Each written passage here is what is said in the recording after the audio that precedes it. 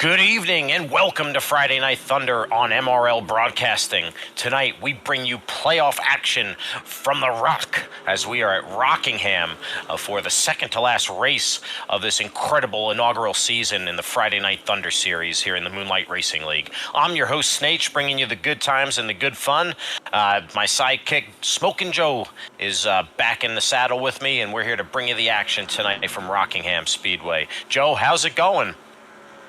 It's going pretty good. This is one of my favorite tracks to go to in iRacing. I'm so glad that we came back here in real life. Personally, it's pretty crazy just how much this track's gone through over the years. We had it on the schedule for the longest time in NASCAR, and then it went away because they just didn't want to go here anymore. We could thank SMI for that, as well as some other stuff in real life now. And then it had a comeback, and then it went away again, and now it's had a comeback again, and that's where we are now here in iRacing. So I think we're going to have a good race here tonight. We're going to have a lot of tire wear, hopefully, with this ARCA car as well. We all know how much fun it is to drive the ARCA car around most of these tracks, so we'll see how much that translates here to the Rock. So, yeah, it should be absolute fun tonight, Joe. As you mentioned, I love this kind of renaissance period that we're in. NASCAR bringing back some of the more traditional tracks like North Wilkesboro, for example. This current season, the Truck Series and the Xfinities had their fun there on Easter weekend. So while I also definitely agree with you about what they're going to be doing for next season, I am not in favor of Dover being a all-star race or a non-points race, but that's another discussion for a podcast. We're here to bring you fun in the ARCA series tonight. Rockingham should be electric. It's a lovely 76-degree air temperature day, as the track is currently 97 degrees. It's a very humid August day here in North Carolina, so we'll be very excited to see what happens here. Perhaps we can get a look at our current point standings. We can see where everybody's at. After Nashville Super Speedway, we did not bring a broadcast to you. We unfortunately were not able to secure the file in order to provide the broadcast, but we want to give Daniel Plant-Smith a shout out as he was victorious at NSS. Joe Volpus put up the mighty fight, but had some connection issues, and with just mere laps remaining, had the misfortune of losing connection. So that's going to drop him to 21 points behind Daniel Plant-Smith, your series leader. He's got a lot of work to do, as it's clearly a two-horse race. Steve Lewis on the outside looking in. I just don't think he's got enough ground to make out while not eliminated. Jay Stinson, Zach Panzarella, and the rest of the contenders are pretty much out of it. So two-horse race. Congratulations to Daniel Plant-Smith at NSS, and that gets you caught up to date on the current playoff standings. Joe, anything in particular that stands out at you that you would like to allude to and further elaborate? Yeah, Plant-Smith's been on a tear here just in the first four races of the chase to this point. And you can just see it based on how many points he scored. Even with Volpus's disconnection last week, his average finish still hasn't been anywhere close to what Plant's done here in the playoffs in the chase. This first inaugural chase with Animal House Customs as a sponsor for it. So, that's really shown in the points. If Volpus was doing a little bit better, the hit wouldn't have been as hard last week at Nashville for him. But then I'm looking at everybody behind them, like they're struggling pretty hard. Steve Lewis, you see him in third. He made up 3 spots last week there at Nashville, but he's 33 points behind Volpus, so he's not even really within striking distance of getting to second place right now. That battle from third on back, though, is very interesting. I'm looking at some of those guys, though, that aren't going to be here, especially tonight. Zach Panzarella now is on his honeymoon. Congrats to him on getting married just a few weeks ago there. So congrats to you, Zach. Hope you have a great time.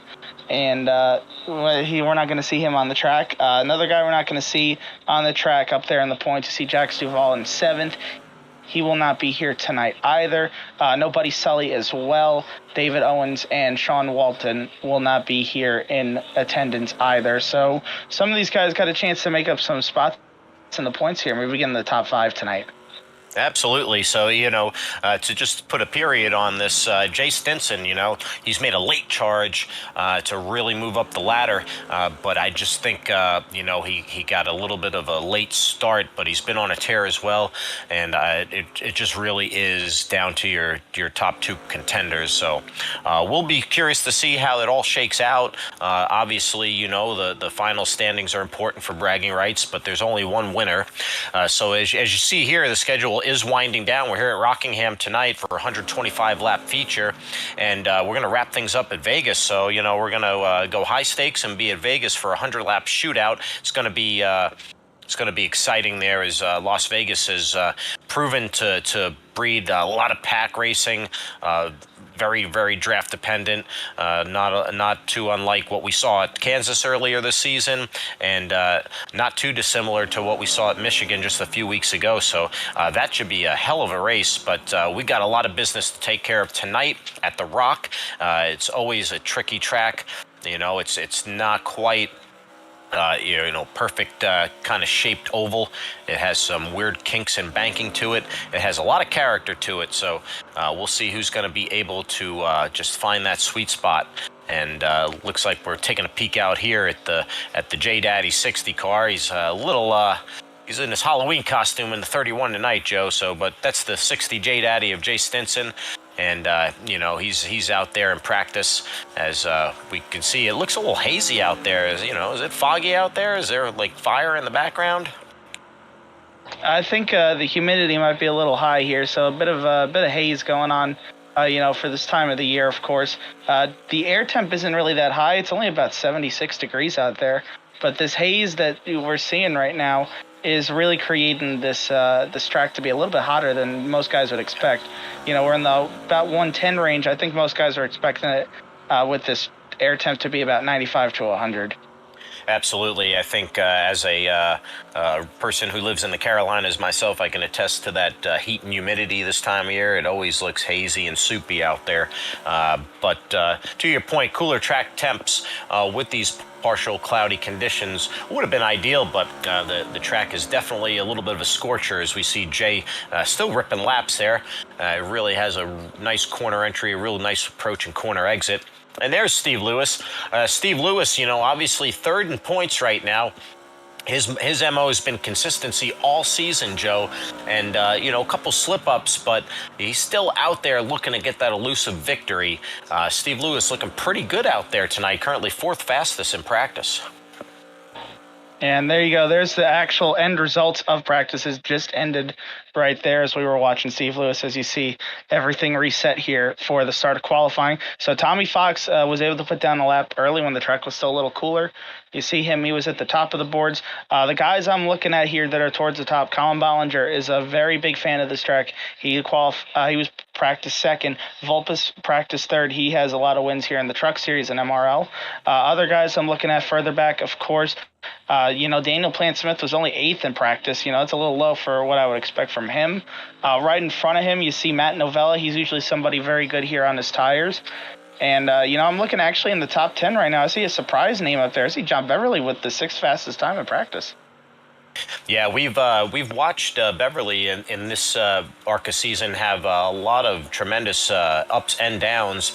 However, he has been racing a little bit better lately, and we've seen it over in the Monday series as well. So whatever he's doing, he just needs to keep improving and focusing on that, because he's showing a lot of speed and consistency and cutting down on those incidents and DNFs.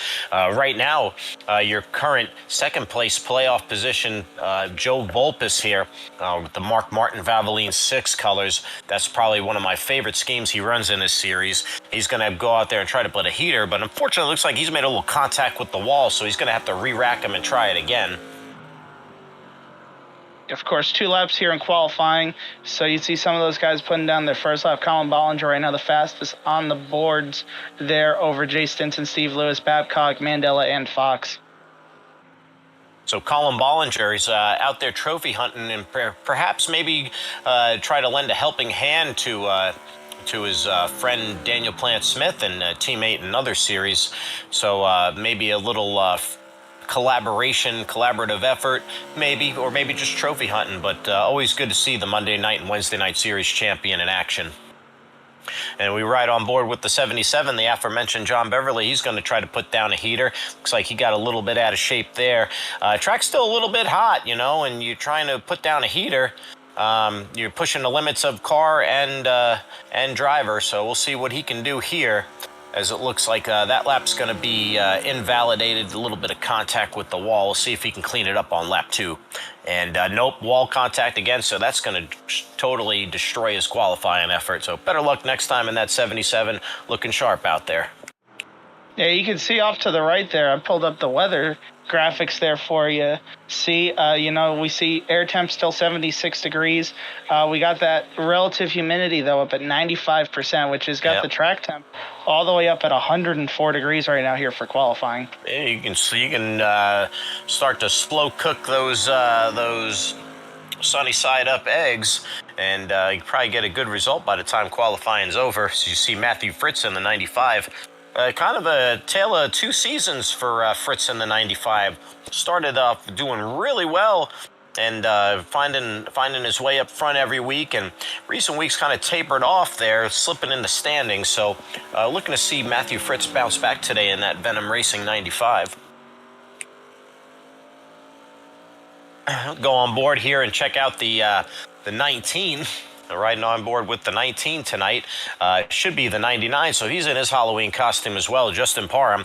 And Joe, no stranger here, Justin Parham gets way loose on exit there, as the track is really slick. But Justin Parham, he's trying to add to that trophy case tonight, and he usually has the goods to put up a good fight for it, too.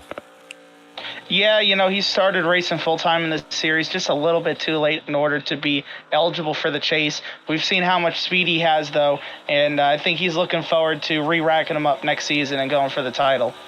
I think so. I think he'd be a early prediction favorite, as he's been top 5 most every time he runs, and he's definitely ripped off a couple dubs. So I look forward to seeing what he can do to wrap up this season and into the future, as we go on board now with the 15 over here. The 15 Dirty Mo machine, Lucas Alves.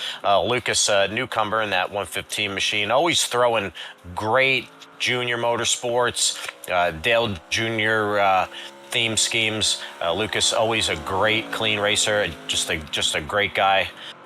Wonderful addition to the field and to the roster. So see what Lucas can do here, Joe. Yeah, he's going to start towards the back, though. It looks like he's just running some laps right now. He qualified 13th out there on time, so it's not looking so good for him in the starting position. We'll see if he's able to make something out of it in the race, though. So I think we can get our race results up here. Absolutely. I think the 115 is typically good on the long run, so I think he likes to play the long game, hoping things go green. So we'll see what happens. I got the qualifying results, and Joe Volpes with the pole. He's in a essentially must-win situation, best finish possible, get as many bonus points as you can. So he's your pole sitter. He's doing his part. Going to have Matthew Fritz in that 95. We just mentioned Matthew looking to bounce back as well. He's going to start outside P1. You look further down, Colin Bollinger. He's always fast, always puts down a heater. So he's going to be row 2. And Daniel Plant-Smith, he's going to be right behind. So Daniel, maybe not a pole position, but he's going to be right up front where he needs to be. Jay Stinson rounding out your top 5. So those first couple rows, Joe, they look really, really spicy. And your top 2 playoff contenders are essentially taking care of business, having a great qualifying effort. Yeah, and you can see further on back through the field, you see Matt Novella, somebody that's very good on tires. He's going to be starting in 7th place alongside Steve Lewis. You see Tommy Fox, Robert Babcock starting there in row number 5. Then you got Ricky Mandela, Mike Benton, of course, the Animal House Customs teammates, running 11th and 12th here in qualifying tonight. Lucas Alves, the last one to be able to put down the lap time. Tom Lester, John Beverly, we saw him hit the wall on his qualifying lap, so no time for him. And Brandon Garand is going to round out the field here tonight for Rockingham. So a few notable drivers missing, as we alluded to earlier in the broadcast. So going to have a slightly smaller field tonight, but it's going to be just as racy as we would have if we had a larger turnout. So we missed those that didn't make the race tonight. We'll see you on the next one. But we're ready to get our 125-lap main feature here at Rockingham underway. And I'll tell you, Joe, I'm really excited for that. I can't wait. Yeah, I'm excited to see what these guys can do out there on the track here tonight. Let's see how much tires really matter for this car. We've seen in the past, general tires here in this car do not wear very, very much, but this is a cheese grater of a track. So we might see a lot of what we saw earlier this year at Legacy Atlanta, where the tire wear really kicks in about 20, 30 laps into a run. So how about this, Joe? As the pace car leads them through these sets of corners, give us an idea of how you want to approach the corner entry, how you want to drive the car and navigate the track here. So the ARCA car, you kind of have to drive it a little bit different than other cars, in my opinion. You really have no choice but to enter on the high side and then either cut it down low or use the high line through the whole corner. I personally think cutting middle coming off the corner is best, or you're going to wash up into that wall.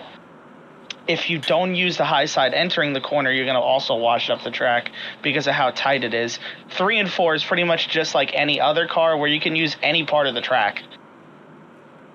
So with that in mind, Joe, who are you looking for tonight before the pace car pulls off and we get this thing going?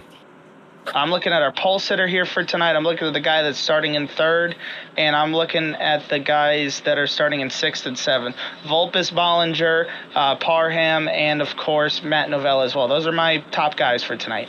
Pace car's off, and they launch from the restart zone as we go green from Rockingham. Joe Volpus takes him the green flag, and he enters turn 1 cleanly. Matthew Fritz on the outside, making that momentum carry. Tires coming up the temp. They bottle up a little bit. Contact between Bollinger and Volpus that gives Fritz the advantage. Matthew Fritz off to the lead here as he dives down through 3 and 4. Just like you said, Joe, enter high, go down low, pretty much take it anywhere you want down there. Matthew Fritz is going to lead us to the start-finish line, and Joe Volpus gets a little loose on exit. Daniel Plant-Smith looking to pounce. He's going to ride him tight as he there's that wash-up you said, Joe. There's that wash-up.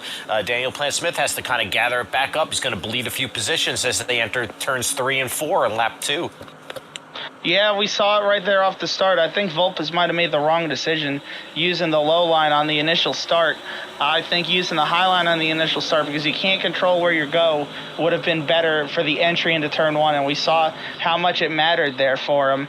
I think he's gonna kind of really look back on that decision and wish he did something different there, take the high side, because it is very hard to pass at this track. So I think that will be noted for our pole sitter if we happen to have any restarts or due to caution and you're in a position to be outside, you want to take that high line. Matthew Fritz was your leader as we're under caution for the first time. I think there was an issue with the Animal House Customs number 12 of Michael Benton and the 57 of Brandon Guerin. We saw the 11 of Tom Lester a little bit under speed, under power there. So we'll have to see what happened there as we acquire the replay here shortly. But Matthew Fritz is going to lead us under our first caution of the night. We're lap 5 of 125 from Rockingham on Friday Night Thunder. Yeah, I think things got pretty wild there a little further back in the field. Let's see if we can see what happened that really caused this caution to begin with here. So we got the 57 and the 12 here. Let's see what happened.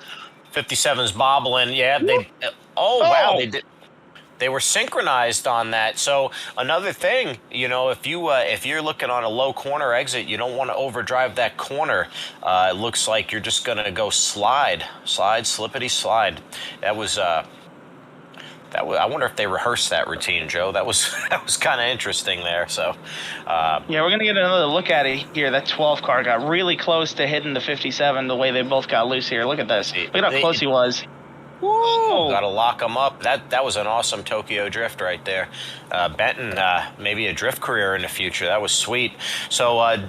What you can see here is like the high line seems to be really, really more secure, I'd say, a little more grip up there.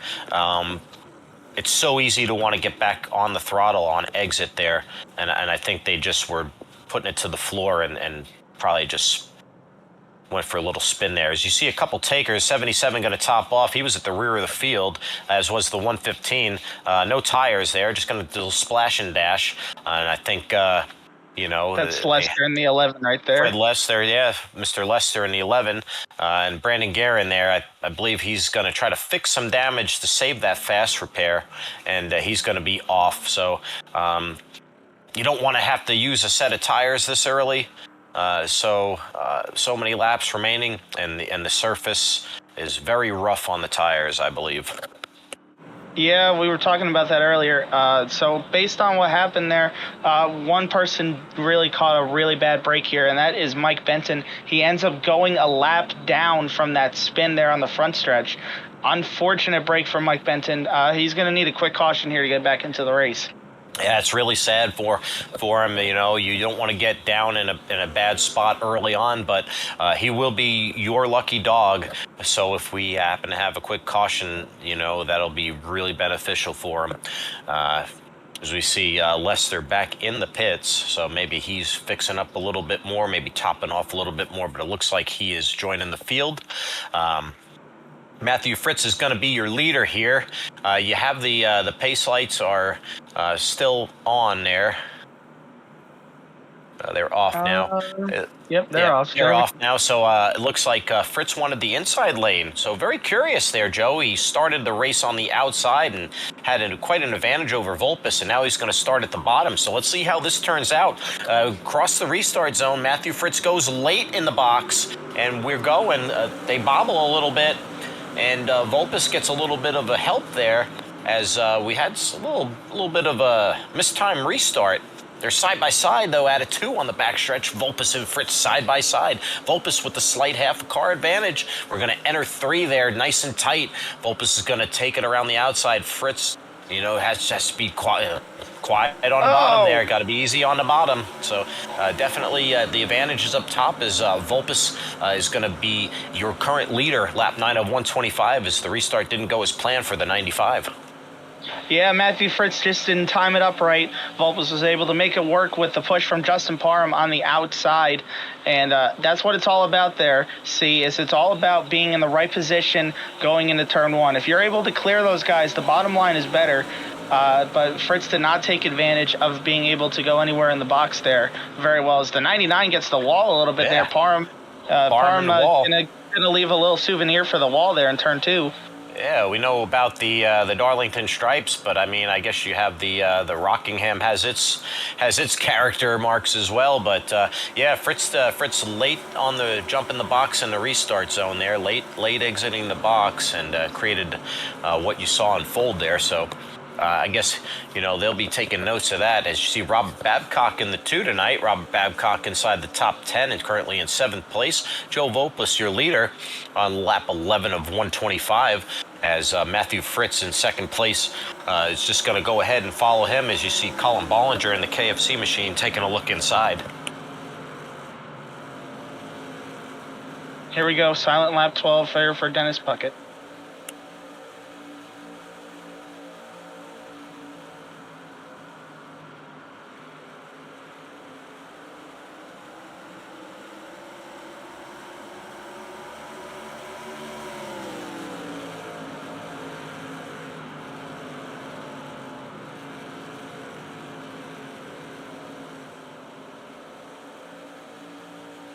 And we're back here on Friday Night Thunder. Of course, still just respecting the loss of Dennis Puckett a couple months ago.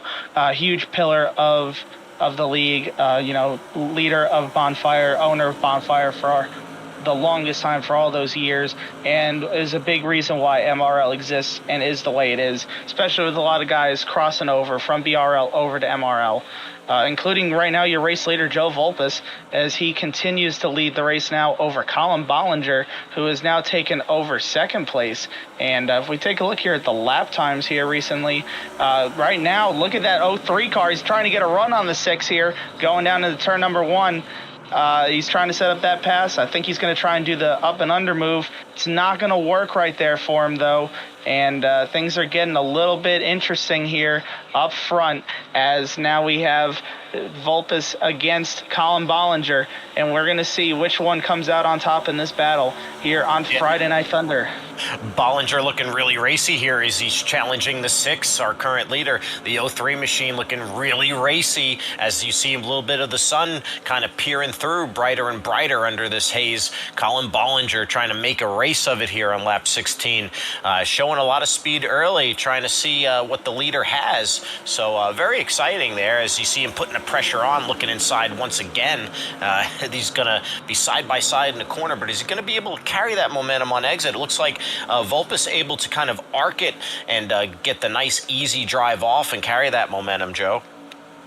Yeah, right now just using that high line to his advantage is Vulpes, and it's going to really just come down to which one's using their tires better. And I'm looking a little further back there as well. See, right now Babcock is up to 7th. He's your biggest mover to this point. That's in the top 10. Your biggest mover overall, though, is John Beverly back in 11th. He didn't get a lap down, remember, and he started 15th, and he's moved up to 11th after saving, coming down and taking a little bit of fuel. Looks like he's got his hands full as we got a little battle for position here. The 57 we got a and the 3. With the 03. Little bit of contact. The 03 is in the grass, but he saves it. We keep green. We keep the action going as Bollinger has a little bit of an incident. And they're back under speed. He's going to lose about a half a lap worth of time to Vulpes. Very, very interesting what just unfolded before our eyes. Yeah, let's go back and see what happened there. So okay, we got the 03 side by side. And I'm telling you, that's just like what happened with Benton and Garand earlier. He's lucky he didn't house it on the barrels. So Colin Bollinger, a real white-knuckled moment and a hell of a save and back under speed. So iRacing did not trigger the caution. He was able to get back under his own power, and he's got his work cut out for him. Look at the beating and banging with our leaders up front. Oh, my goodness. But Colin Bollinger, so far, the save, might be the save of the race. Between that one and the prior one with Garand and Benton, Joe. Yeah, that was pretty crazy right there, able to keep the car going, but he's now 11 and a half seconds behind Vulpes, so he's going to have a lot of work ahead of him, especially if there's no cautions. And look who's creeping into this picture. Robert Babcock is now trying to battle Jay Stinson for a top 5. Robert Babcock is on a mission. He might be your fast mover of the race if he notches a couple more. It's incredible to see the speed that Robert's showing early. Hopefully he's managing his equipment so that he has something for them during the end of the run and maybe leapfrogs them under pit strategy. Parham and Plant Smith are having a little battle there. I've seen a lot of tight racing and a little bit of nudging past lap or two as well. Yeah, I think Plant really wants to get going. I think he's been saving his tires here for the first 20 laps or so, and he's now seeing his ability to really get up there and battle for the win start to slip away a little bit. 2.3 seconds now behind Vulpes. Oh, the 2 is going for a slide. 2 hits the wall, bounces off the wall, loses the nose. He's stopped. We are still under green as he disappears and takes the toe. So Babcock with a horrible, horrible incident there. He was running in 7th place at the time, a real legit contender tonight, and he just slams the wall. This is incredible. So he's side by side with Jay Stinson there, and same place on turn 4 exit. You get into that throttle a little too early, and this is what happens. We've seen this now 3 times tonight with Robert Babcock getting the worst result of all 3 incidents thus far. So Robert Babcock looks like he might not be able to continue. Yeah, I think that might be the end of his race, unfortunately, as you see the car come to a stop and the front bumper fly off. And as soon as he tows, that's pretty much the end of his race, unfortunately. So now he's in last place, 16th, and out of the race, I believe. Let's see if we can see. Out of the race now is the way he's being scored. And, I want to touch on your biggest mover of the race again. Actually, we got 2 people tied for the biggest mover now. We got John Beverly up 5 spots as he moves into the top 10 with the issue from Babcock there. And right behind him, you got Brandon Garand also up 5 spots. So the 2 guys that started on the last row that didn't get a qualifying lap in, up 5 spots apiece, now 10th and 11th in the running order. While not race winning speed, they are very competitive, having a great time there in the middle of the pack. Really strong showings from the 57 of Garand, the 77 of the Beverly, and the 3 of Ricky Mandela. I mean, these guys are doing a great job tonight. You usually see them starting in the back of the fields, and either through attrition or, just having that one good run. It's nice to see their faces up, threatening top tens and running with the rest of the field competitively. Yeah, it is very incredible to just see how well these guys are running towards the front of the field. Some other guys I really want to give a shout out to that have been running very well to this point in the race. Justin Parham up 3 spots from where he started. He's in 3rd place right now after starting in 6th. And then if you look a little further back as well, I see Matt Novella. He's looking like he's starting to get his run going to get into the top 5 after starting in 7th. I believe I'm seeing him and Jay Stinson directly in front of him starting to increase their pace and shortening the gap. So we're kind of getting to the point where the pit window will open in roughly 10 laps or 10 to 15 laps or so, if I'm not mistaken. So these guys are trying to position themselves to be, if not in the lead, as close as they can to Volpus, so they can try to make up some time. As you see, Colin Bollinger starting to drive through the field, really pushing the car at this point, Joe, to try to make up some of that gap. And He's got a lot of work cut out for him, being 14 and a half seconds down to Joe Volpus at this point. Yeah, I think he's really going to need a caution to get back into this thing. The pit strategy here is going to be pretty interesting, though. We can go about 50 laps on a tank of fuel. So actually, right now, the pit window is technically already open here. And I believe we already had somebody come down pit road. Potentially, no, we haven't. Not yet. No one's pitted yet, but I think we're getting pretty close to maybe somebody doing something really aggressive here as Colin Bollinger now moves into the top 10. Speaking of aggressive there, just passing Garand on the outside there, it got a little close and got a little tight. Colin trying to run some smooth, fast laps to try to at least keep that gap, not lose any more time to Volpus. As you see Daniel Plant-Smith and Jay Stinson battling for position here. The 60, a.k.a. the 31 of Jay Stinson there with Daniel Smith, the 31. I just don't know if I'm seeing double or what, but we'll try to keep you ahead of the action. The Pennzoil 31 will keep 4th position, as the 60, aka the 31 behind the Pennzoil 31 will be in 5th place. And look at Matt Novella there. He's trying to make a move, trying to see if he can get a 2-for-1. Look at Novella trying to sneak in there in a 56. That was pretty stealth. Yeah, you saw him. He used that high line to his advantage in 3 and 4, set up a run down the front stretch, gets underneath Stinson here. The bottom works pretty well in 3 and 4, and he's going to make it work to get into the top 5. Let's see if he can get around. Oh, Plant's going to get a little loose, but he holds on to it for now. Matt Novella with the incredible slide job to at least get one of the positions as he resets and has his eyes set on that Pennzoil machine. Matt Novella making it real interesting in this top 5, lap 36. Just not quite a third of the way through the action, and we've seen our dollars worth. It's been a hell of a race thus far. Yeah, we got battles going all over the track for only 16 cars. Right 15 there. Yeah, we only got 15 cars running, but we got battles everywhere. We got this heated battle for 4th with these 3 guys. Novella if we look a little further looking back, underneath. Yeah, we got these 3 battling really hard, and I believe we also might have a oh no, the other battle actually dissipated. Never mind, we got this battle still going on the track here. As it looks like Novella might start be pulling away. Yeah, he's going to let those 2 fight it out behind him, and that 56 is gone and away. As you see, Jay Stinson now going to take position. I think Daniel Smith may have used up his stuff a little bit, maybe trying to cool down the tires a little bit. We know he was starting to pick up his pace around 15 laps or so ago, so maybe he just needs to kind of hit the reset and mount one last charge before they all decide to pit here. Look at Steve Lewis and Tommy Fox. They're having a nice little battle there just outside the top 5, quietly having a great race thus far. As you see the double lot looking at the 88 there saying, hey, why don't we swap positions?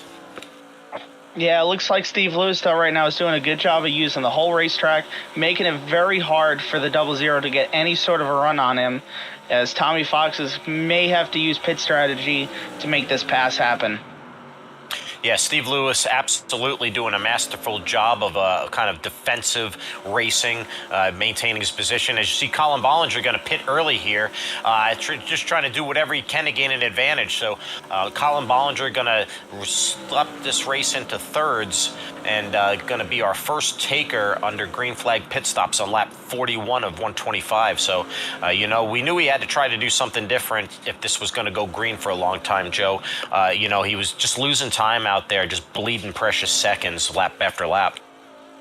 Yeah, so I think the upside of doing this is he's going to get a lot of undercut time, as it looks like Tommy Fox has finally gotten around Steve Lewis there. So Colin's going to get a lot of, Colin's going to get a lot of undercut time here.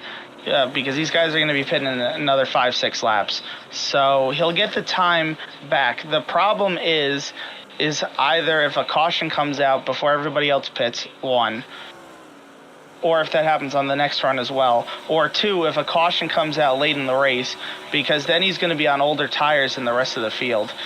So it's kind of a double-edged sword doing what he does, because, you know, we only get the 2 additional tire sets. You know, you're splitting the race into thirds, so you're basically committing yourself to 40 laps on that last set of tires at that point. And the rest of these guys are not going to be committing themselves to anything more than 30 to 35, I'd say. I would imagine it would be imperative for Bollinger to try to get one of these laps back as soon as he can, and then try to get the other lap back when the other leaders decide to take their pits. Got a battle for third place here on the track. See, look at that. Matt Novelli, he's starting to make it work. Going to get around Parham here, and he's got Jay Stinson in tow with him.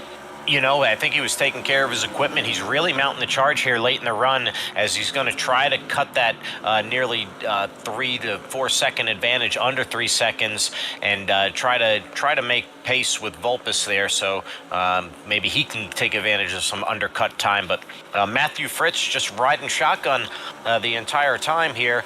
You know, it was a 1 second deficit, 1.5 seconds. So it's just slowly been opened up over the course of the green flag run. It just makes you wonder if Dirty Air has anything to play with here, as it's, you know, Vulpes just out there in front and Clean Air just doing whatever he wants out on the track. Yeah, I think it gets to a point where the Dirty Air doesn't come into effect anymore. You know, 3.5 seconds behind Vulpes now. I think we're past the point where it really matters. As we see Justin Parham, he's going to decide to pit on this lap. He is. Justin Parham coming in, as I see a battle there. Novella looked like he was going to challenge Matthew Fritz. It looks like he's going to get by Fritzy for second place, as, you know, he's going to try to cut that deficit a little bit on Joe Vulpes. Matt Novella is showing really good speed right now during the end of this first green flag run, as we're almost near lap 50. You know, they're really stretching it out. So Colin Bollinger there trying to get by him there, as he's going to try to get past him, and then Vulpes to unlap himself. But Matt Novella showing real good speed here. Great pace late in the run. Yeah, you can see Colin Bollinger there 2 laps down, trying to get away from these guys, make up some time. It looks like our leader's going to pit this time around there, see. So, you know, there's Joe Vulpes, your leader, going to relinquish the position on lap 49, going to be lap 50 now. As you see, the 77 is on the track there. As he took his service, Matt Novella gets by, and your leader, he's going to be your leader now. And we'll see when he decides to come into pit, as he's hugging the bottom there. Jay Stinson will be your second place. He's about 0.5 second behind. And Matt Novella, your leader, at lap 50. Yep, so we got a lot of guys down pit road this time again. So Daniel Plant-Smith is going to react to his championship rival, Joe Vulpes, and come down the next time around. Tommy Fox follows him in. So those two are now on pit road this time. We see Ricky Mandela Sr. Looks like he came down last lap with Vulpes. It looks like he's finishing up his service along with Mike Benton there as well. Looks like we see Matt Novella coming down pit road this time. Oh, and I'm hearing that he sped coming down pit road. He was too fast on entry. Black flag for Matt Novella. This is a devastating blow to his performance tonight. It's going to cost him dearly, Joe. That black flag is going to cost him dearly. Yeah, that's a really tough break for him, unfortunately. And we'll see how this really plays out for him. That's a really, really tough break. As we see, it looks like Steve Lewis has come down pit road here now as Steve well. Lewis going to get his service. So we see that 88, the 77 going to get his service. So he'll be in for the first time tonight. See Jay Stinson in as well. He's going to get his service here, get some freshies, pack it full of fuel. Steve Got Lewis a couple guys still out there on the track. We see Tom Lester. He's still running some laps out there. He's looking like he's maybe either hoping for a caution or something to flip this in his favor.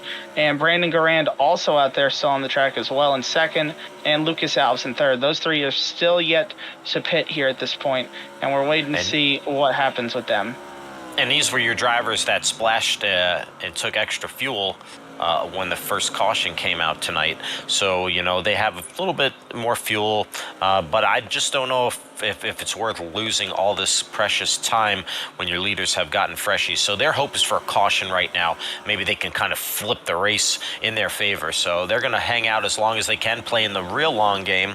And Lester going to get bonus point for leading a lap tonight. Lap 54 of 125. As you see Michael Benton behind him, he's multiple laps down. Just had some early misfortunes, and it's just been really difficult for him tonight. So, you know, just heart goes out to that guy. See, I think I just heard some tires screeching. Let's see what happened there. I think it was to the 77 car. Did we have an issue on the track? The 77 just received his service, and you know, those tires are still a little cool, and just like every time else tonight, slides into the pits.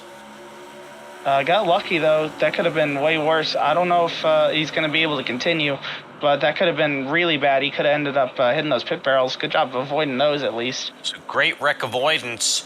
Slides in the pit, gets in the black flag. He decides to cut a burnout against the wall to voice his frustration, and he's going to park it tonight. That's a rough break because he was doing really well. Hopefully he can get his head on straight and do well at Vegas next week.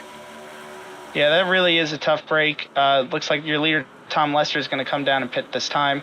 So a lot of different stuff going on here right now on the track. We'll see how this event really plays out for these guys. You know, but Tom Lester here, he's going to relinquish the lead to Lucas Alves now, who's still yet to pit and has a 5-second advantage over Joe Vulpes at this point. Lucas Alves. And I'm hearing there's some more issues on the track there, see? Uh-oh. What's going on now? Oh, Matt Novella had to serve a black flag. The same place every night. Oh, the pit barrels. Matt Novella. Oh, my goodness. Oh, my goodness. I think... So it looked good. You know, he looked like he was going to save it like everyone. Oh, nope. Nope, not so fast. From bad to worse. Matt Novella implosion this evening. A Matt Novella nuke. Oh, my goodness.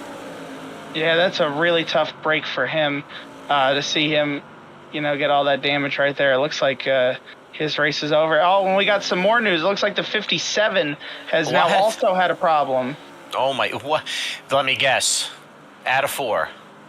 Yeah, let's see if we can pull this up. This might take a second for us to get up because there's just so many of these happening on these fresh tires there, see? Exit turn 4 seems to be the impossible dream. The 57 National Guard of Brandon Garand. And he saves it. He saves it. And oh no. Yeah, you know, he voiced his displeasure there with a full frontal concussion. So, wow. The 57 said, you know what? I'm going to take my ball and go home, too. It looks like he took some barrels with him. He stayed in the gas on that one, too.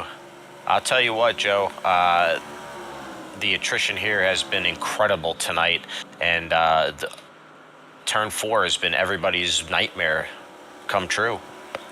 Yeah, this has been a pretty crazy race here to this point.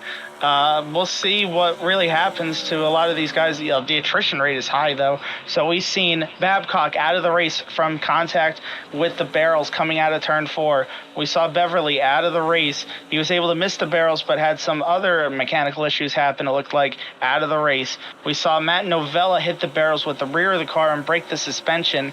out of the race, and now we've seen Brandon Garand hit the barrels head on and blow up, and now he's out of the race. So there's only 12 cars left in the race, and 9 of them on the lead lap, as Benton and Lester are multiple laps down.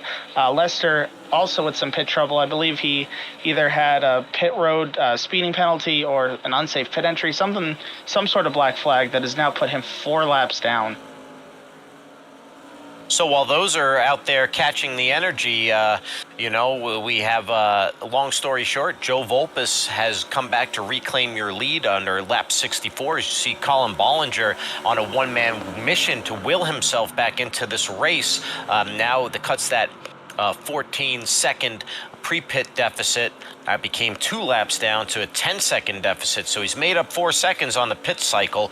And you know what, Joe? I think this calls for a crank it up. What do you think?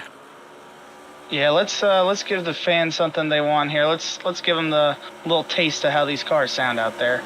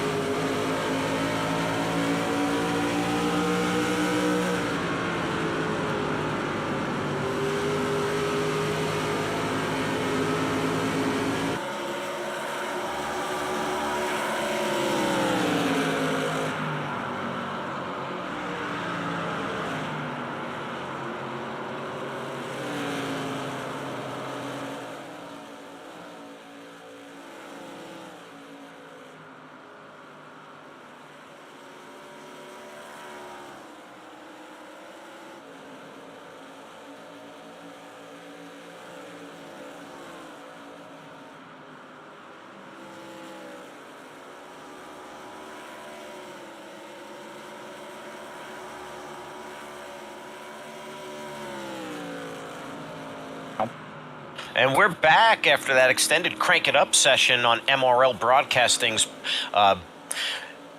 ARCA Series Friday Night Thunder at Rockingham. Joe Volpus, your current leader, lap 74 of 125. It's been an exciting race at times with the challenge of exit of turn 4 there with a little bit of a buttery surface on the bottom. But Joe Volpus, absolutely the dominant car tonight, as he currently has a 6-second lead on your second place car of Justin Parham in the 99.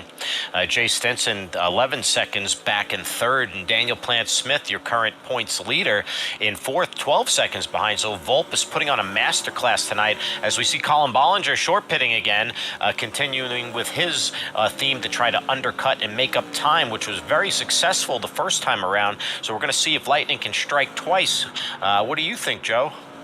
I think, as long as this race goes green, this might work, but 50 to go for the last set of tires, I think that might be a little bit too much. And while we were away, we were talking about issues coming off turn 4. We had another such instance where now Tom Lester has gone from 4 to 7 laps down due to this issue coming out of turn number 4. Once promising night turning into a disaster as Tom Lester finds that familiar spot. And thank goodness he was able to avoid the pit barrels and the walls. However, that's going to give you a black flag, and just an unfortunate event there as the self-spin in that familiar location claims yet another victim at Rockingham tonight. Tom Lester. I don't know if you have a relative named Tom, but Tom Lester, he goes for a ride. Yeah, not a good break for him. Now 7 laps down. He's going to have a lot of work ahead of him. Speaking of work ahead of him, Colin Bollinger is already back out on the track, 2 laps down again, and he's going to go try and get around Lucas Alves here right away and take advantage of these fresh tires to get 9th place back. He has to hope this goes green, or else he's going to be in a real sticky situation trying to throw the haymaker here. After a self-spin earlier, just really set him back. He had a racy car. He may have had something for Volpus today, and barring some cautions and a lot of help, we'll never really find out if that was the case. Yeah, we're going to see what this really does strategy-wise. I think what Colin's trying to do is avoid what we saw in that Crank It Up, where those guys from third on back were really starting able to hound him, and he was just losing way too much time to them. I think he's going to see if he can get a bigger advantage this time and hope that the tires level out a lot faster than they did on the first run. Well, it looks like he has a lot of wide open racetrack, so he has that to his benefit at the moment, while you see Volpus up there with a 7-second advantage now over Justin Parham in the 99. Jay Stinson has cut the 11-second disadvantage down to just under 10 seconds. So Jay trying to push the pace a little bit. Can't afford to lose much time. You're a little over 40 laps remaining in this race. It's going to be a lot of hard work to try to overcome if we stay green, because look at the lap times that Volpus, your leader, is putting down. He's putting down something just about as fast as you are. Jay Stinson a little 10th faster that time, but it's going to take a little bit more than a 10th a lap for you to be able to make up that gap as it goes currently. Yeah, and this is exactly why that short pit really isn't working that well. You can see Colin Bollinger just ran a 23.77 that last time. That's only about 7/10 faster than Volpus. So, if you really want to make this undercut work at a track like this, you need that to be over a second if you really want it to work right. And it's just not there right now. The tire wear is just not as high as these guys thought they would be. So you can see Volpus putting down nice mid-24-second laps, just smooth and consistent. A little bit of that clean air out in front of him. He's just kind of has this track figured out. As you see Colin trying to approach to see if he can get one of those laps back. He's really pushing it. He's trying to approach Volpus here, try to get around the leader, at least go down to 1 lap down when these leaders decide to take their final pit stop of the race. Yeah, we're seeing a lot of convergence going on here as well, as Volpus looks like he's coming up to lap Steve Lewis, who's in 7th place right now, as Colin's trying to get back to 1 lap down. So a lot going on here around the leader. So even though he's 7 seconds ahead of Parham, it's not just smooth sailing for him at the moment, it looks like. So it looks like Bollinger is going to be able to get one of those laps back, but he's going to have to fight for it on the bottom, and he's going to be held up a little bit by a couple cars there. So you see Oh, Lewis oh into the no. wall, contact with the leader.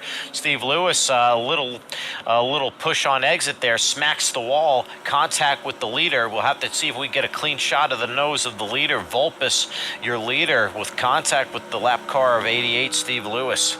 It looks like he's got that smacked in a little bit. I wonder how that's going to affect the handling, Joe. Yeah, he lost over a second that last lap. As we take a look at that lap time, look at that 25.65 from that contact. So over a second loss to Parham. Let's see what his lap time is this time, now that he's gotten the car going again in the forward direction without any sort of stoppages this lap. It's only at 24.93. He's 4/10 off of what he was running before the It's the wall contact. again. So a little contact with the wall there. I think it's affected the handling a little bit, but that car looks a little hurt, but he's still fast out there. He might have to just drive it a little bit differently now, and might have to get that addressed when he takes his pit stop. Does he? Oh, he's coming in now. Is he going to take that fast repair? That's the question. Yeah, I'm going to assume most likely the reason why he's going to short pit like this is to take the fast repair. You know, with 12 laps of fuel left in the tank, there's no reason to really pit this early as the leader with such a big lead, unless it was to come and fix this car up. I think as a driver, he probably felt the car was hurt and needed to address that situation fast. So Joe Volpes going to come in for his final service. Oh, yeah, of the there evening. you go. You saw it. That car popped right back out. He took his fast repair, going to get the fresh generals, going to pack it full of that Sunoco race fuel. He's going to give the lead to Justin Parham. As you see, Jay Stinson is going to try to short pit as well. Not in a position to lose time to the leader, Joe Volpes. So Justin Parham going to be your current leader. He's going to come in for service too. So when this is all said and done, Joe Volpes will cycle back out as your leader. Daniel Plant-Smith going to inherit the lead currently. That's Daniel Smith to the lead, lap 91 of 125 tonight on Friday Night Thunder.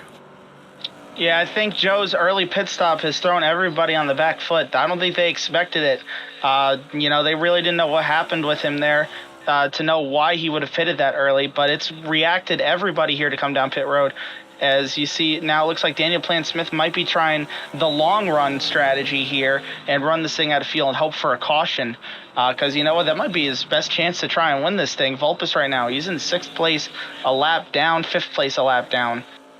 So it might be the best bet for him currently. Try to run the tank dry, have the freshest set of tires available to make that last sprint. He won't need to take as much fuel, but just as we say that, he comes into pit. Daniel Smith coming into pit, saying it's not worth it to stretch it any longer. Steve Lewis coming in as well. We saw him have major contact with the outside wall exiting 2. He gets his service, get that car looked out, and Matthew Fritz in the 95 makes contact with the wall while assuming the lead. So Matthew Fritz, your leader. We'll see if he's going to be reactionary in pit soon as well.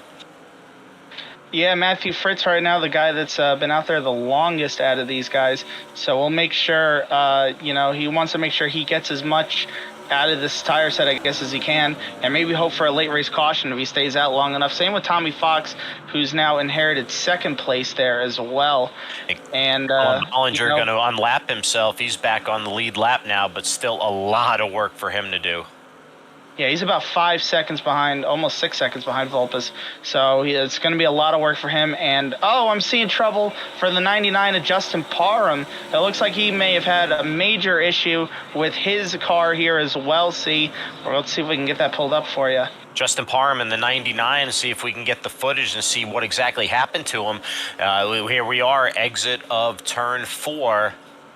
Don't say... Oh, no! That reminded me a lot of Nate Maurer here a couple seasons ago in the Xfinity Series. Hit the barrels head on the last lap just like that. And you could see there's just nowhere to go. He already said, oh, God, it's over. So Justin Parham getting loose in that familiar spot. That's been the booby trap of Rockingham tonight. Claims another victim, Justin Parham.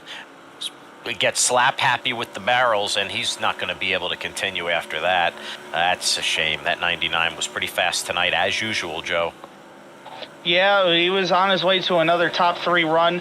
He was running in second before that pit cycle started. So Volpus now with even less pressure on him, as the closest car to him is going to be Colin Bollinger. And we're going to see the way the gap works out here between the two of them, as Fritz and Fox have both pitted. And the gap between Volpus and Bollinger is 6.5 seconds. So Colin Bollinger, 6.5 second deficit to make up with under 30 laps remaining in tonight's feature from Rockingham. Will he have enough time? Does he have enough tire left? Or will Volpus just be able to just keep pace ahead of him and seal the deal from Rockingham?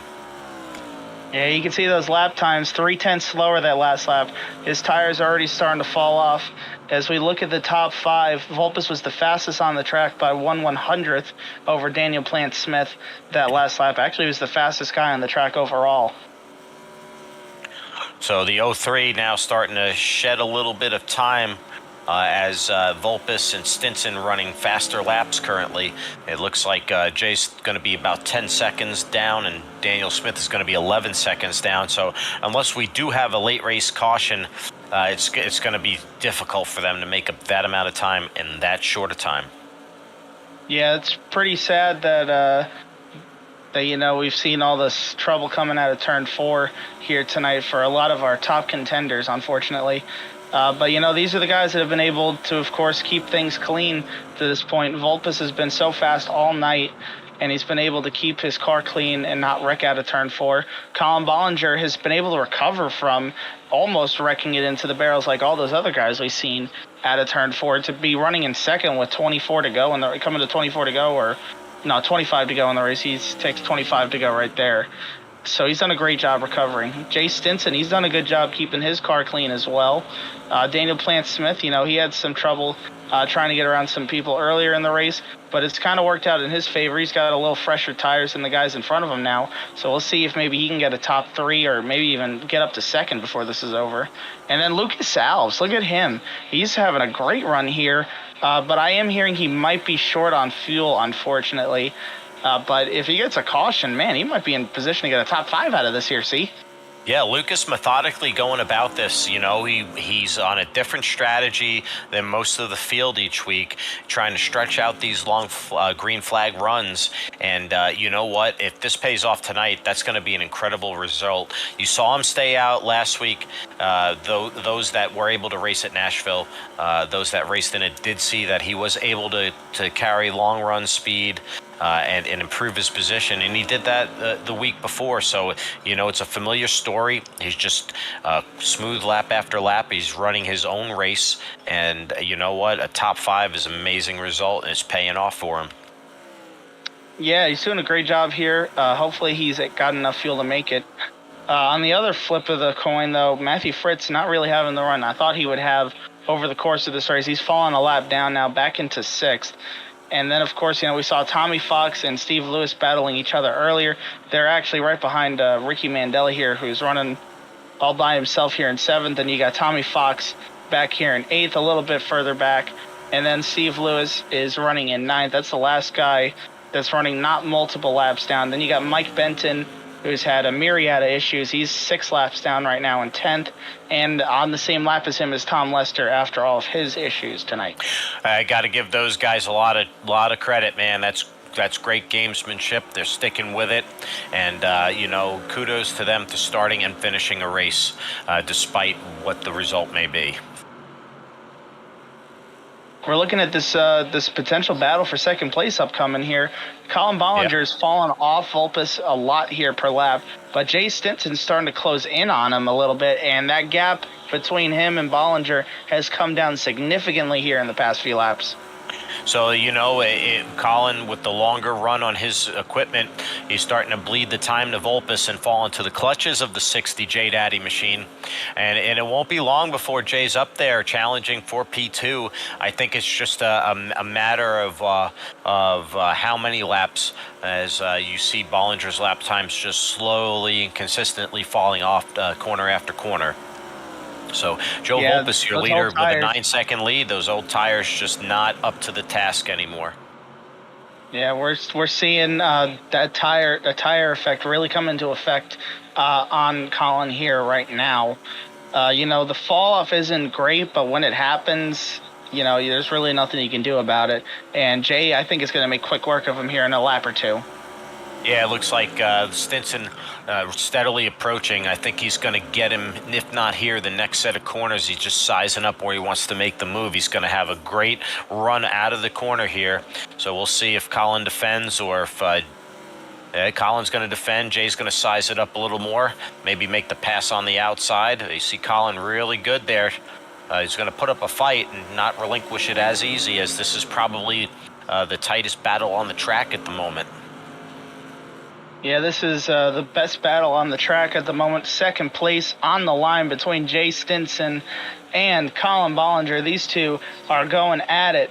Look at them go. The 03 is fighting hard on those old tires, though, on the outside, almost getting in the wall. What a job he's doing right now to hold on to second. Yeah, Jay tried to go to the move on the inside this time around, and he just didn't have enough to complete the pass. So Colin finding him really tough, really hard right now. If his P2 is up for grabs, the 60 is going to just kind of cool his jets, resize the situation, and I think he's going to give it another run here, Joe. And I think maybe he should try to see if he can take the outside, as that definitely carries the momentum and has the advantage. Yeah, and we saw Lucas Alves, if you saw on the ticker, he pitted there. So he's now back in 9th place, multiple laps down. He's now 2 laps down, and is just going to try and hold on to the end of the race. So, just not enough gas in the tank. He's still going to be able to salvage a top 10 finish, barring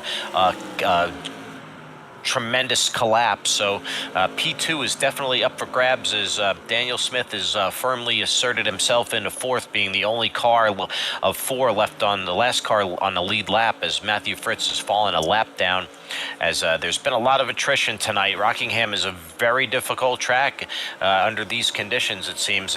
Stinson, smoking that wall with the tail there. I think he's going to finally get it this time around as we enter the turn there, and I think he's going to have it completed. But my, these two have been going at it. Jay Stinson completes the pass for P2 with 12 laps to go. Yeah, now that pass is completed, let's go to the other big battle on the track. Tommy Fox, Ricky Mandela Sr. battling hard for 6th place right now. Even though they're a lap down, they're wanting to get the best finish they can out of this, and they're coming up on the lead lap car of Daniel Plant Smith, so that's going to add a nice little spice to this battle as well. Yeah, you have lap cars against lead lap cars, but the lap cars are having the incredible battles. You see Tommy Fox in the 00 underneath the 3 of Mandela, going to drive it deep into the turn. As you see, Mandela's going to recoil and get the momentum on exit. Tommy's going to have to maybe drift back up, as Mandela's going to be able to complete the pass and hold the position. So some great battling here, even though they're a lap down, every position does matter out here on the track, the race within the race right here for 6th place. Yeah, don't tell them there's anything on the line, or nothing on the line, I should say. These two are battling about it. They're competitors. Of course, they're going to be racing. They're here to race. Tommy Fox is going to try it again on the inside. I just don't think he's going to have enough grip down there to make it stick. He's going to have to try to find some way to maybe sneak Ricky on the outside there. He might hit the wall there. Maybe a little skitch on the wall, as we have 8 to go. Joe Volpe is firmly in control, nearly 10-second lead over Jay Stinson. Yeah, firm control of the race. If there's no cautions, I think this one's pretty much wrapped up at this point. I don't think Jay Stinson's going to be able to make up over a second a lap on him. Yes, so the only question here is, will Colin Bollinger fall into the clutches of Daniel Smith with 7 laps to go? And the other question is, can Tommy Fox get around Ricky Mandela Sr. for 6th place, or will Ricky be able to hold him off to the finish? Ricky driving defensively, doing a really nice job of going where Tommy wants to go, making his car wide, making it really difficult for the 00 to have a great angle of approach at this. Is he going to try to dive the corner again? He really needs to try to make that top work, so he's going to get out of it a little bit early and try to mount a run, but that 3 is just really taking all the air away from him. And Daniel Plant Smith, he's another roadblock there too, so these guys just have their own little myriad of problems right now. Is the 00 needs to get by the 3, and the 31 says, get you away from me, lap cars. Yeah, and I see the O3 also starting to creep back into this picture as well. So we're going to have two separate battles converging on top of each other here. But before that happens, I just wanted to say a quick shout out to Ricky Mandela Sr. on winning the one and only Bonfire AM Championship this morning for the Cup Series. Congrats to you on getting it done this season on that, and look forward to racing against you again next season. Animal House Customs, staunch competitors. Ricky Mandela, real nice guy and a great racer on the track. Congrats to you, Ricky. Well earned, and look forward to seeing more of that from you in the future. Coming to 4 to go here on Friday Night Thunder. Tommy Fox, Colin Bollinger there. You got lap cars and unlapped cars going at it in a cluster of difficulty. Daniel Plant Smith is going to be the big winner here, getting third from Colin, as Colin is going to slip to fourth in that 03 machine. And look at Ricky Mandela there. He's racing him like it's for position. I love that. I love that. Yeah, but it might cost him here with Tommy Fox. Look, Tommy's getting a huge run on him here from all this battling with the 31. Got to watch that outside there, you know. But this is pretty interesting here as they're bottled up with 2 to go. Joel Volpus with nearly a 10-second lead over the 60 of Jay Stinson. Look at that 00 getting that run on the outside. Let's see if we can get something done here for 6th. Side by side, the 00 and the 3.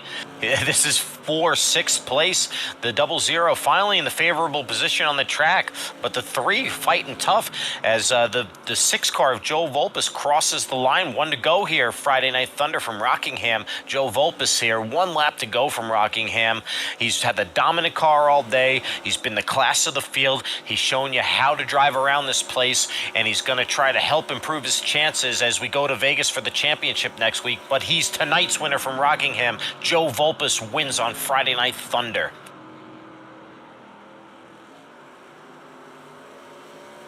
And it was come to the line, the battle between lapped and unlapped cars here. Tommy Fox and Mandela side by side. And Mandela got him at the line. Got him at the line there. Hell of a battle between lead lap and lapped cars intertwined. Joe Volpus going to do the victory donuts and celebratory stuff that we do around here on Friday Night Thunder. He earns this win, a well-needed victory. Daniel Plant Smith still with a great finish tonight, so he cuts into that lead, but we'll find out shortly just how much that is as Joe Volpus, your winner from Rockingham. I know he's been wanting to get a dub desperately. He's been tasting it, and after having a great result snatched out of his hands last week due to a connection issue, he comes back and dominates Rockingham. What a finish. Yeah, won the race by almost 10 seconds. It's pretty insane. You don't really see it a lot in these kind of short track races, but tonight, man, 10-second win, that's pretty incredible. As we take a look at those final results, it looks like he just came up short of 10 seconds there, see? Yeah, so Joe Volpus, your dominant performer tonight in the 6 car, gets your victory tonight. Jay Stinson, nearly 10-second deficit with an incredible run of his own, but comes up short tonight. Jay Stinson, 2nd place. Like I said, he's been mounting a strong charge late in these playoffs, so he's definitely on a heater right now. Daniel Smith, your current playoff leader, entering today's race, it finishes 3rd, so he's on the podium. Colin Bollinger recovers from an early self-spin to a 4th place finish, being your final car in a lead lap. 15 seconds back, he had that gap to about 6.5 seconds, but just not enough. But what an effort today from Colin Bollinger. Matthew Fritz, not the run we thought he would have, but still a top 5, so good to see that 95 get a top 5, but he'll definitely regroup to try to end the season on some positive momentum at Vegas next week. Ricky Mandela with an incredible finish in 6th. A great run for him tonight out of Animal House Customs Racing. Tommy Fox, yet another top 10, a consistent performance. The 00 just getting the job done in 7th tonight. Steve Lewis, another one, prides himself on consistency. Still a top 10, finishes 8th tonight, a lap down. Lucas Alves almost pulled off an incredible fuel save masterclass. Goes from 5th and winds up taking a late pit stop to finish 9th. And Mike Benton with a top 10, the other Animal House Customs Racing. While despite being multiple laps down, a top 10 for Mike Benton tonight. An incredible effort. You got to finish what you started, and that's what he done, Joe. Yep, and the main reason why he got 10th out of this is because nobody else finished the race. So the big benefactor of attrition there, just able to get out there and run as many laps as he can. Since Tom Lester was not able to finish the race, he finishes in 11th, 15 down. Justin Parham, we saw the issues he had after his last pit stop. He finishes in 12th, 33 down. Brandon Garand, we saw his issues in a myriad of them in a row from people. He was the last one to have one in that group. He finishes 71 down in 13th. Novella, we saw him, of course, destroy the rear end of his car. He finishes 14th, 73 down. We saw Beverly be the one that really got the dominoes rolling on those incidents coming out of 4 from that first pit stop cycle. He finishes 15th, 75 laps down. And Robert Babcock, of course, on the first run, one of the first guys to have a major issue that took him out of the race. He finishes 103 laps down in 16th. So an incredible turn of events tonight from Rockingham. As you see, Joel Volpus is your winner. I don't know if we have him available for a race-winning interview tonight. Trying to get confirmation on that. Yeah, so usually what we do in these kind of scenarios is I'm gonna break character on this one, to just talk about the race that happened on Friday a little bit. So personally, it was a good race. For me, great. I was able to get the win and everything. But I know there's a lot of stuff going on about cautions and about black flags, of course, this season as well. And trust me, I've been reading all of your responses in the chats from the surveys. If you guys listening to the broadcast, if you're in the series and you have not done the survey yet, please, I beg you to do the survey before the race ends next week. If you could do it before the race starts next week at the very latest, that would be great. So I have all the feedback that I need for the series for next season, because I really do value what you guys say. Without you guys, the series wouldn't exist. I know there were some questions about some of the cautions that happened or didn't happen tonight for the race on Friday. At the Rock, as we saw in this broadcast, all the issues, people half spinning coming out of 4, hitting the tire barriers in some cases as well. So I just want to clarify a couple things, of course, about the way the caution rule works.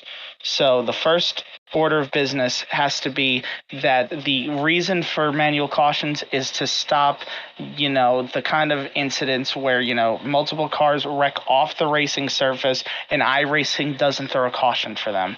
So when that happens and you let me know that's what happened, that's when I'm going to throw that caution out.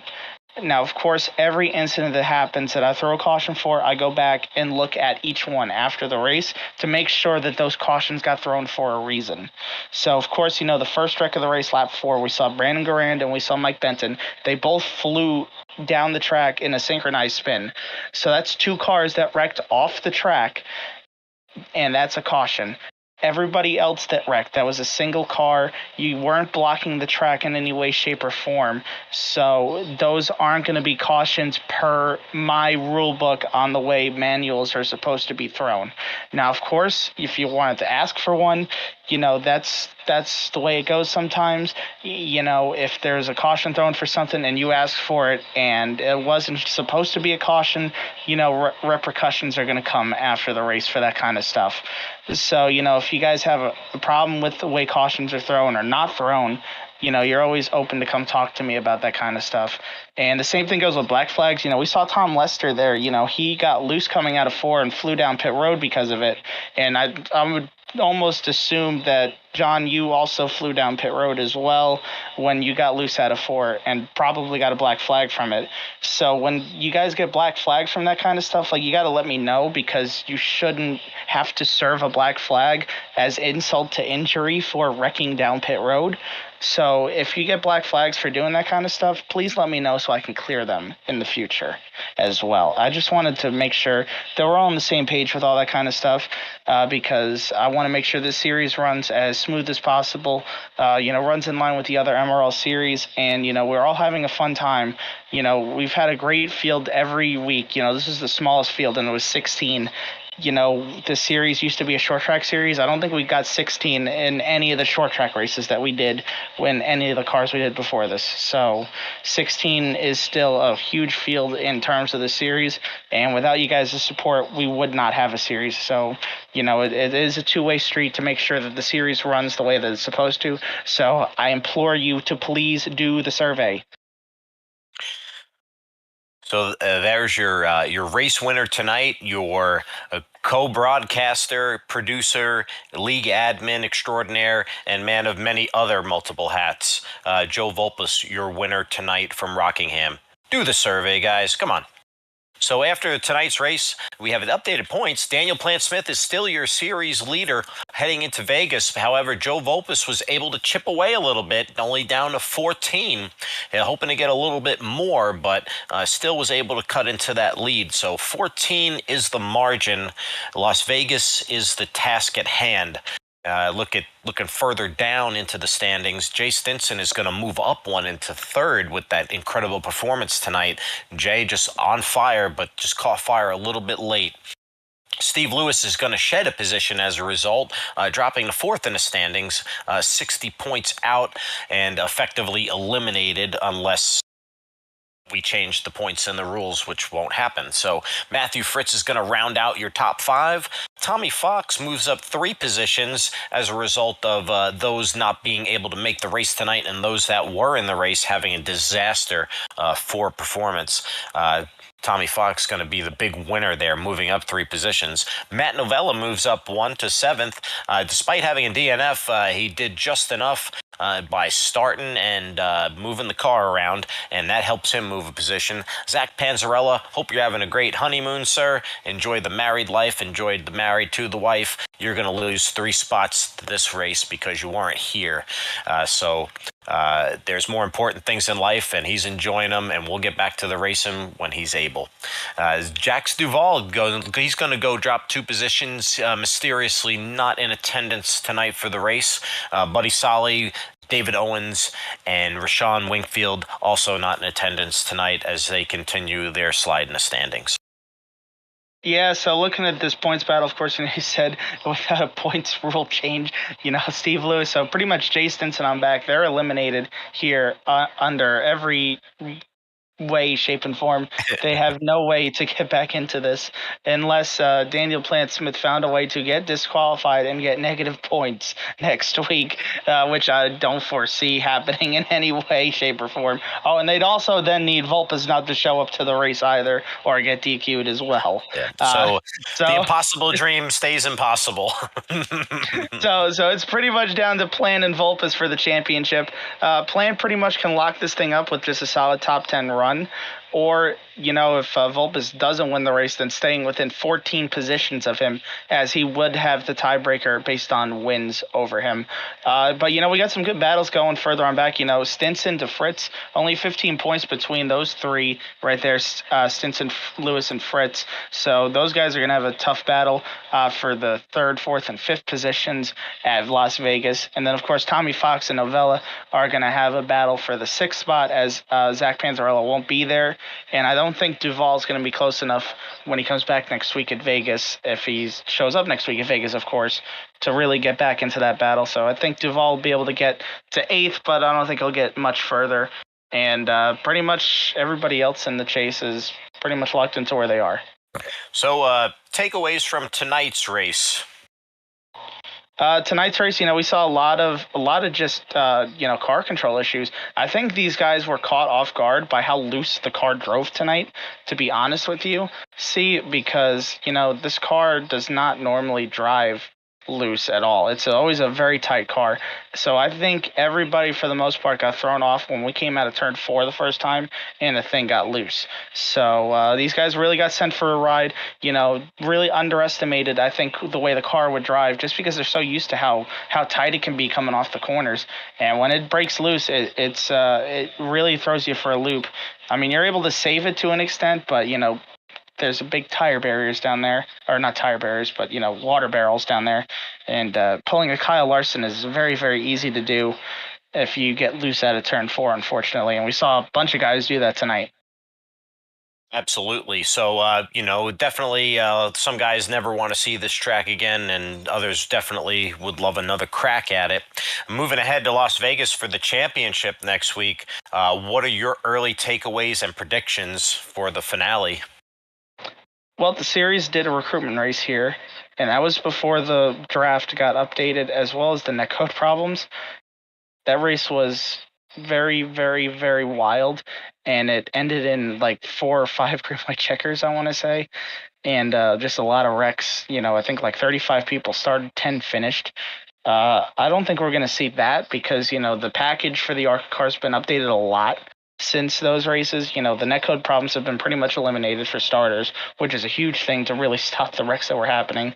The second major thing that's really changed is, of course, the draft end as well. It's been taken down some as well. So I don't think we're going to see as crazy of runs. And then, of course, the third thing is just looking at the setup, making sure that these cars, are driving well enough for not too crazy racing, but, good, clean racing. Well, I'm excited to see what's going to happen. I can't wait. Can't wait to cover this race next week. I can't wait to see all the action as it unfolds. We'll definitely give our pre-race predictions and strategy and all that fun and games when we do the broadcast next week. But until then, it's been a great season, Joe. I've enjoyed broadcasting these with you. I've enjoyed participating in the series, and maybe one day we'll get this thing as a live broadcast, but for right now, this has been a blast. And, anybody you like to shout out before we get out of here? Yeah, well, let's shout out ourselves for putting on the broadcast. Man, it does suck that we can't go perfect 18 for 18. We were doing a good job with that at the start of the season, but just a lot of stuff on all of our plates. Trying to pick up the slack of some stuff, buddy. We really miss you, buddy. I know you have Yeah, have a come lot on going back on. soon. We know you have a lot going on though, so we want you to be better before you come back as well. And we're always here for you if you need anything. So shout out for you and everything that you've done to really get these broadcasts for the Friday Night Thunder series jump started. Of course, shout out to you as well for everything you've done for us on this side, on the MRL broadcasting side, and then on the Vortex Racing Network side, because things are really starting to kick off over there. The Monday Mayhem Cup Series is going strong again on Vortex again this season. We got the Big Truckin' Tuesday now going strong on Vortex.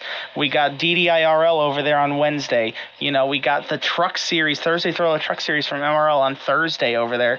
The schedule is packed over there. And then, of course, on our side here on MRL Broadcasting, we got the Wednesday Xfinity Series going strong. Shout out to you, Finley, on what you're doing with that. Shout out, of course, to Mean Gene as well for everything he does across Vortex and MRL. Me and him together doing the Thursday broadcast. And then shout out to Zach Panzarella, Kevin Kyle, and everybody else that's involved with all these broadcasts. Juan Delgado, Dalton Geyer. I probably forgot somebody. Jared Kelly with the bonfire stuff as well.